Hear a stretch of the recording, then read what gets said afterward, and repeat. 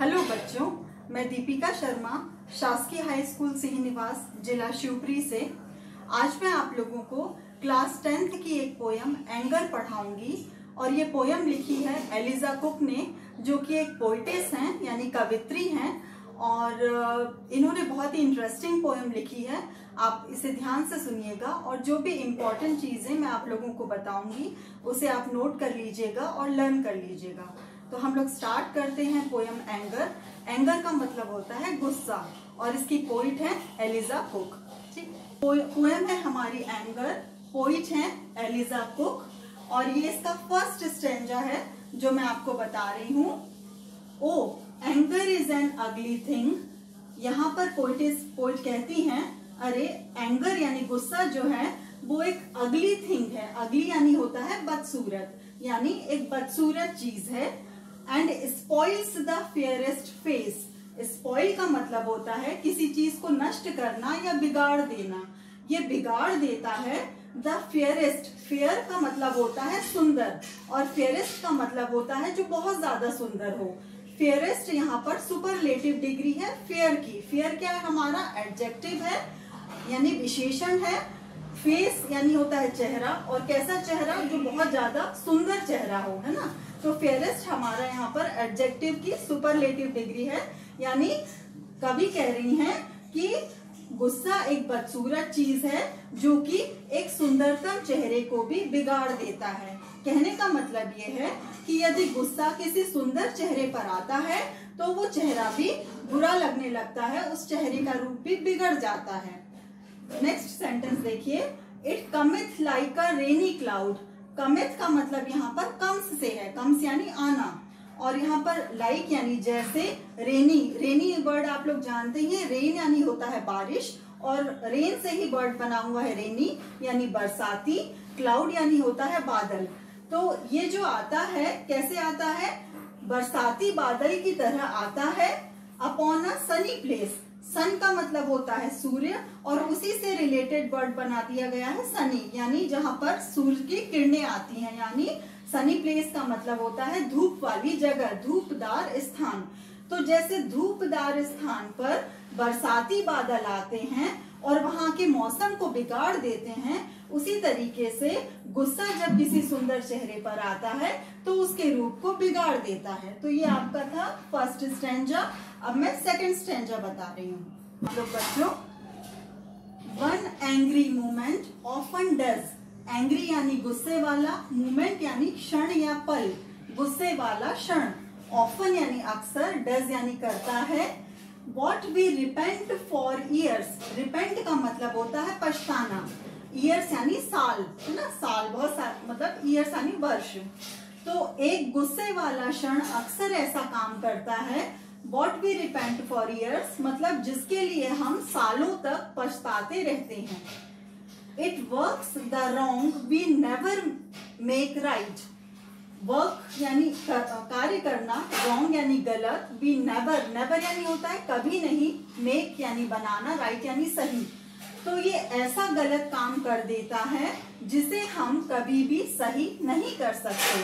कहने का मतलब ये है कि हम गुस्से में कभी कभी ऐसे काम कर जाते हैं जिसके लिए हमें वर्षों तक पछताना पड़ता है और हमसे ऐसा गलत हो जाता है जिसे हम कभी भी सही नहीं कर सकते। बाय सॉरो और बाय टीयर्स। सॉरो यानी होता है दुख और टीयर्स यानी होता है आंसू। तो जिसे हम दुख प्रकट करके या आंसू बहाकर भी सही नहीं कर सकते, है ना। तो इसका मतलब ये है इस स्टैंजा का कि गुस्से में हम ऐसी गलती कर जाते हैं जिसके लिए हमें पछताना पड़ता है और हम ऐसा गलत कर देते हैं जिसे हम दुख व्यक्त करके या आंसू बहाकर भी कभी सही नहीं कर सकते। चाहे हम कितने भी आंसू बहाते रहें या दुखी होते रहें, लेकिन हमसे जो गलती हो जाती है उसे हम कभी सही नहीं कर सकते। अब अगला स्टैंजा देखिए, the hand of peace is frank and warm. Peace का मतलब होता है शांति। हैंड यानी आप लोग जानते ही है हाथ। फ्रैंक यानी स्पष्ट, वार्म यानी गर्म, जिस चीज में गर्माहट हो। तो इस स्टैंजा में जो कवित्री हैं वो शांति की विशेषताएं बतला रही हैं। अभी उन्होंने गुस्से के बारे में बताया, अब वो शांति के बारे में बता रही हैं कि जो शांति का हाथ है वो बहुत ही स्पष्ट और गर्म है ना, उसमें गर्म जोशी है। मतलब शांति से अगर हम हाथ मिलाएंगे तो वो जो है सही होगा और उसमें गर्म जोशी होगी। And soft as ring doves wing, dove का मतलब होता है कबूतर और रिंग डव का मतलब होता है ऐसा कबूतर जिसके गले में रिंग होती है। तो ऐसे कबूतर को हम बोलते हैं रिंग डव, है ना। तो रिंग डव, विंग यानी होता है पंख। रिंग डव के जो पंख होते हैं सॉफ्ट यानी कोमल या मुलायम, वो जितने मुलायम होते हैं, रिंग डव के पंख जितने कोमल और मुलायम होते हैं, शांति का हाथ भी बिल्कुल वैसा ही कोमल मुलायम होता है। And he who क्वेल्स an angry thought, quail यानी होता है कुचलना या दबाना, एंग्री थॉट यानी विचार, गुस्से वाले विचार को।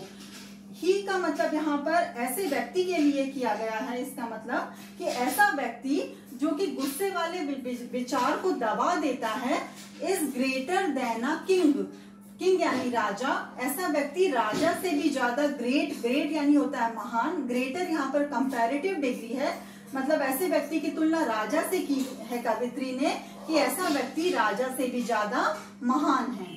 तो इस स्टैंजा में कवित्री जो है एलिजा कुक वो शांति की विशेषताएं बतला रही हैं कि हम लोगों को शांति से रहना चाहिए, क्योंकि शांति से मिलाया हुआ हाथ जो है वो सही होता है और वो रिंग डव के पंखों की तरह ही कोमल होता है, और ऐसा व्यक्ति जो कि अपने गुस्से वाले विचार को दबा देता है वो राजा से भी ज्यादा महान होता है। अब नेक्स्ट स्टैंजा देखिए, फोर्थ स्टैंजा देखिए, ever remember in Dai youth, remember यानी होता है याद करना, किसी चीज को मेमोराइज करना, यूथ यानी होता है युवावस्था।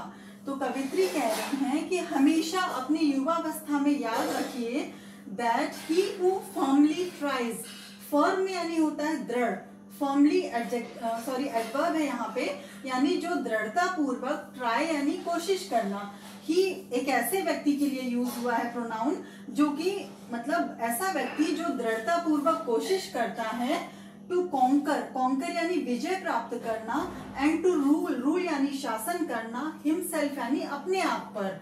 तो एक ऐसा व्यक्ति जो अपने आप पर विजय प्राप्त करने और अपने आप पर शासन करने की दृढ़ता पूर्वक कोशिश करता है, is noble, brave and wise, noble यानी महान, ब्रेव यानी बहादुर, वाइज यानी बुद्धिमान। तो ऐसा व्यक्ति महान, बहादुर और बुद्धिमान है।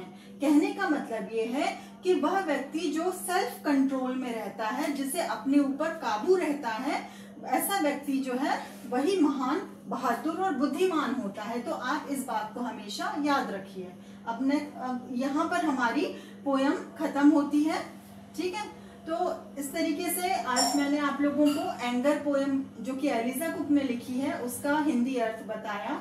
अब इसी पर बेस्ड कुछ एक्सरसाइज और क्वेश्चन आंसर है, मैं आपको वो बता रही हूँ।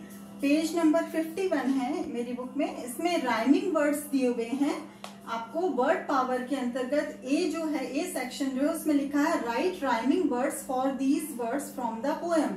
आपको कुछ वर्ड्स दिए हैं और इनके राइमिंग वर्ड्स आपको पोएम में से ही ढूंढ करके लिखने हैं।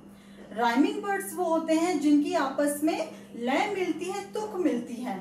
जैसे हम बोले हिंदी में तो तुकांत शब्द जिनकी तुक मिलती है, तो आप पोएम में से ही इन्हें आपको लिखना है। फर्स्ट वर्ड दिया हुआ है फेस, फेस का राइमिंग वर्ड होता है प्लेस, ठीक है। जैसे मैंने यहाँ पर लिखा हुआ है फेस, फेस का राइमिंग वर्ड है प्लेस। सेकेंड है आपका ईयर्स, ईयर्स का राइमिंग वर्ड है टीयर्स। आप देख रहे हैं कि इनकी बोलने में, उच्चारण में तुक मिल रही है। थर्ड वर्ड दिया है आपका विंग, इसका राइमिंग वर्ड है किंग। फोर्थ वर्ड है ट्राइज, इसका राइमिंग वर्ड है वाइज। तो आप इसे नोट कर लीजिए, ये आपको 4 राइमिंग वर्ड्स जो है एक्सरसाइज में दिए हुए हैं, आपको इन्हें इस तरीके से लिखना है।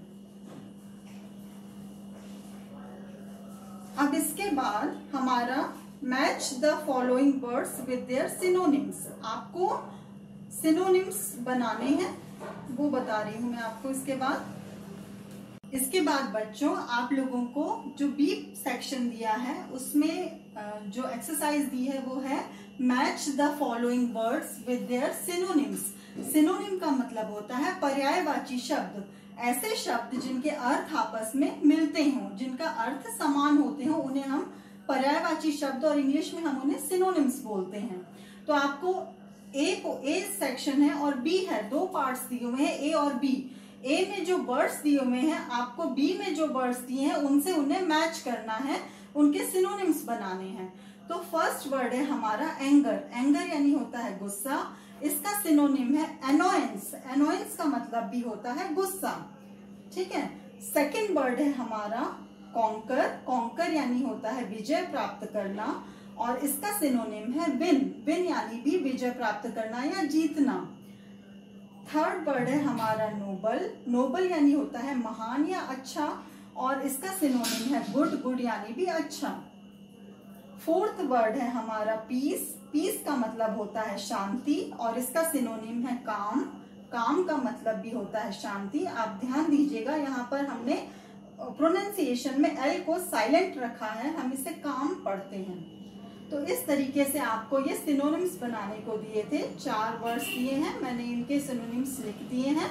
आप इन्हें नोट डाउन कीजिए और इन्हें लर्न कीजिए। इसके बाद में टेक्स्ट बुक में आपको क्वेश्चन आंसर्स दिए हुए हैं। ये शॉर्ट आंसर टाइप क्वेश्चंस हैं, यानी लघुत्तरीय प्रश्न हैं। आपको इनके आंसर्स 1 या 2 सेंटेंस में देने हैं।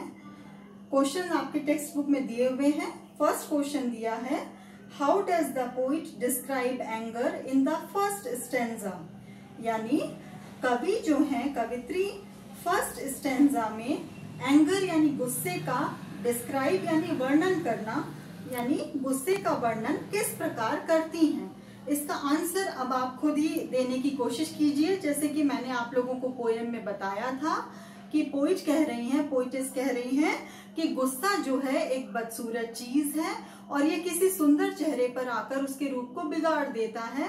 तो आप इंग्लिश में ही इसकी जो आंसर है वो आप पोएम की लाइंस को अगर आप लिख करके बनाएं तो वैसा भी आप लिख सकते हैं। जैसे कि फर्स्ट स्टैंजा की शुरू में ही लाइंस है कि anger is an ugly thing and it spoils the fairest face. तो यही आपका आंसर बन जाएगा। यहाँ पर मैंने लिखा है anger is an ugly thing, it spoils the fairest face. यानी जो पोइट हैं वो क्या कह रही हैं कि एंगर जो है वो अगली थिंग है और ये फेयरेस्ट फेस को भी स्पॉइल कर देता है। तो ये आपका फर्स्ट क्वेश्चन का आंसर है। आपको ज्यादा दिक्कत नहीं आएगी। इसका आंसर आप जो है पोएम की जो शुरू की 2 लाइन्स हैं उन्हीं में आपको मिल जाएगा। नेक्स्ट क्वेश्चन है आपका, who is greater than a king. कौन राजा से भी ज्यादा महान है। अभी आपने पोएम में पढ़ा था बच्चों कि वह व्यक्ति जो अपने गुस्से को कंट्रोल कर लेता है वो राजा से भी ज्यादा महान है। तो इसका आंसर देखिए, इस तरीके से लिखेंगे। सेकंड का आंसर आप लिख सकते हैं, ए person who controls an angry thought is greater than a king. है ना, एक पर्सन यानी व्यक्ति, हु कंट्रोल जो कंट्रोल कर लेता है, मतलब नियंत्रित कर लेता है, एन एंग्री थॉट यानी एक गुस्से वाले विचार को, इज ग्रेटर वो महान है किससे, देन अ किंग एक राजा से भी ज्यादा महान है। तो ये आपका सेकंड क्वेश्चन का आंसर है। इसे भी आप लिख लीजिए और आप इसे याद करिए। बहुत ही इजी आंसर से आपको याद करने में दिक्कत नहीं आएगी। इसके बाद आप लोग लिख लीजिए अच्छे से।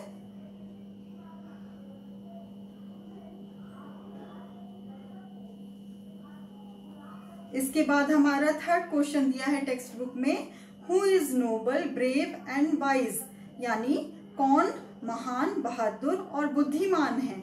तो इसका आंसर आप लोग क्या लिखेंगे, आपने अभी पढ़ा था कि ऐसा व्यक्ति जो खुद पर शासन कर लेता है, मतलब अनुशासित जीवन जीता है, जिसका अपने आप पर कंट्रोल होता है, जो सेल्फ डिसिप्लिन्ड होता है, ऐसा व्यक्ति ही नोबल, ब्रेव और वाइज होता है।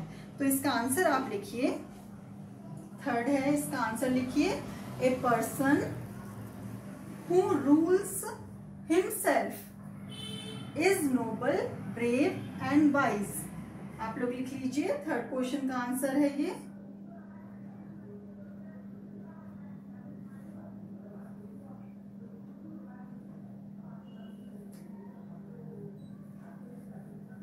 इसके बाद में फोर्थ क्वेश्चन है आपका, describe anger in your own words, यानी डिस्क्राइब यानी मैंने अभी आपको बताया था वर्णन करना, एंगर यानी गुस्से को, इन योर ओन वर्ड्स यानी अपने खुद के शब्दों में आपको गुस्से का वर्णन करना है।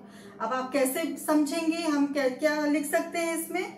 आप लोगों ने अभी पढ़ा है जैसे कि गुस्सा एक बदसूरत चीज है और ये जो है सुंदर चेहरे को बिगाड़ देता है। गुस्से के कारण हम कभी कभी ऐसा काम कर जाते हैं जिसके लिए हमें वर्षों तक पछताना पड़ता है ना। आपने पढ़ा अभी कि हमें गुस्से के कारण हमसे ऐसी गलती हो जाती है जिसके लिए हमें पछताना पड़ता है। तो आप इन्हीं को जो है, इन्हीं सेंटेंसेस को आप जो है अपने हिसाब से बनाकर लिख सकते हैं, जैसा मैंने यहाँ पर लिखा है। फोर्थ क्वेश्चन का answer, anger is an ugly thing and because of anger यानी गुस्से के कारण वी रिपेंट फॉर ईयर्स, हम सालों तक पछताते हैं।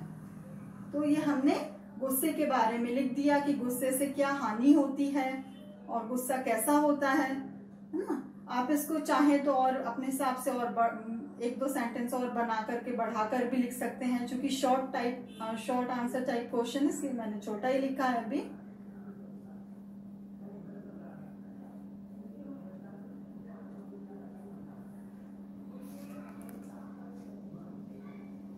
इसके बाद बच्चों हमारा लास्ट क्वेश्चन है इसमें, give 3 characteristics of peace. Peace मैंने आपको बताया शांति, यानी शांति की कोई 3 विशेषताएं आपको बतानी है।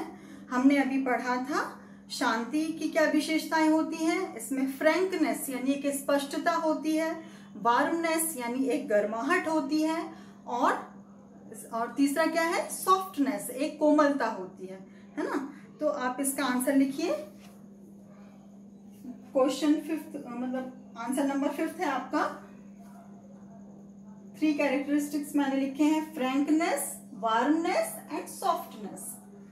आप डायरेक्ट भी इसका आंसर लिख दीजिए कि शांति में क्या होता है, फ्रैंकनेस होती है, वार्मनेस होती है और सॉफ्टनेस होती है। तो ये 3 उसकी क्वालिटीज होती हैं। तो इस तरीके से ये 5 आंसर्स मैंने आपको लिखे हैं, शॉर्ट आंसर्स हैं ये। आप इन्हें लिखकर याद कीजिए और अपने टीचर्स को लिख करके बताइए, जैसे अभी आप पढ़ रहे हैं मोबाइल के माध्यम से अभी। तो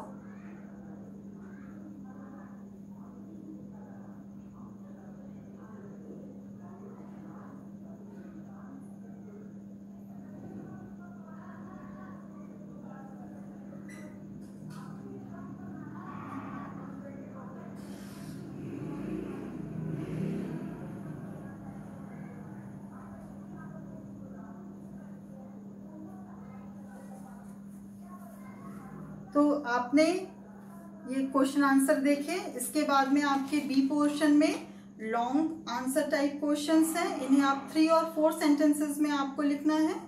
ये आप खुद ही करने की कोशिश कीजिए, मैं आपको थोड़ा सा गाइड कर देती हूँ। इसमें फर्स्ट क्वेश्चन दिया है, what are the disadvantages of being angry.